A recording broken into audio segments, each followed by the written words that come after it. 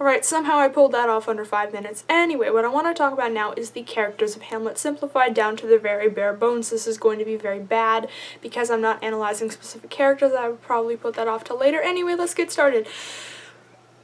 Hamlet, the title character, Prince of Denmark, angsty, troubled teen, your stereotypical male impetuous boy character you see in a lot of things. He's kind of a jerk, not a good role model. Don't be like Hamlet. Don't kill any of your family. Report them to police if they murder someone or commit a crime. Thank you very much. Hamlet has a lot of foils in the play. Fortinbras, Laertes are both his kind of parallels, the boys who act impetuously after the deaths of their fathers, and Ophelia is kind of his female parallel because a lot of parallels are drawn to Hamlet's, gender and sexuality and stuff, and there's a lot of analyzing I could do, but I'm not going to do it. Anyway, Hamlet dies at the end of the play, ironically, and he's, he gets his revenge. I mean, he dies, but he also gets his revenge, so, he gets it. Alright, let's talk about Ophelia now. Ophelia is often reduced to the role of pure love interest, which I blame on the fact that the media is kind of run by guys. But anyway, Ophelia deserves a lot more credit than she gets because Ophelia is not...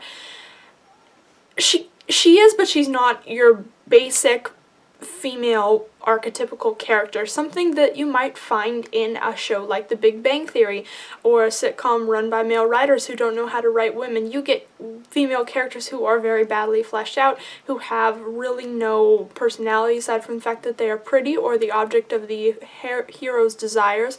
You have characters like Ophelia who are very delicate and very dainty and very fragile. As you see, Ophelia doesn't really stand up for herself. I think the only time she ever tells Hamlet to suck it is in Act 3, Scene 2, when he tries to put his head on her lap at the play. Anyway, her dad dies, she goes crazy and drowns. There's some weird stuff about incest with her brother that a lot of people like to bring up, and she might have been pregnant, but I'll talk about that in another video because Ophelia deserves more love and she will get it in Dear Disturbed Diary. Next character, Laertes, Ophelia's brother. Laertes is a parallel for Hamlet. He's pretty much seen as like kind of a screw-up at the beginning of the play and kind of a kiss-up. He has to act as his dad and then the king for everything, and he goes off to France, then he comes back and his dad dies and he gets revenge, but he also kind of dies when he goes into overkill by poisoning his own blade, and then he gets stabbed by it, and he might have had an incestuous relationship with his sister, whatever. Okay, moving on to Claudius. Now, Claudius is the king of Denmark after Hamlet's dad dies. He is Hamlet's brother and Hamlet's uncle. He definitely killed Hamlet's dad to marry his mother and take over the kingdom. Hamlet hates his uncle, but he can't kill him because every time he tries to kill his uncle, he either has to have a soliloquy or a mental breakdown, or God is watching, or his uncle is praying, and so he can't really do anything. Oh my god, okay.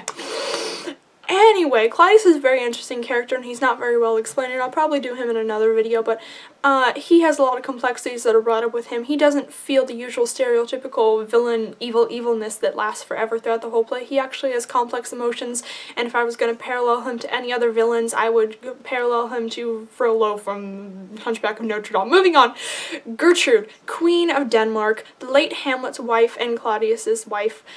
She is actually a pretty badass character. There's a line where she is the imperial jointress of the state, and I really like her. She's Hamlet's mother. She is portrayed as being a very lustful woman who goes after what she wants, and she's also very strong, but at the same time she kind of enables Hamlet and Claudius's hijinks.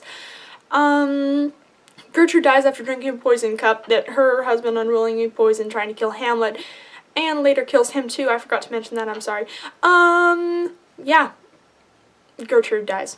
Polonius. What can I say about Polonius? Polonius is probably the most annoying character in my book, just because he is so, like hypocritical.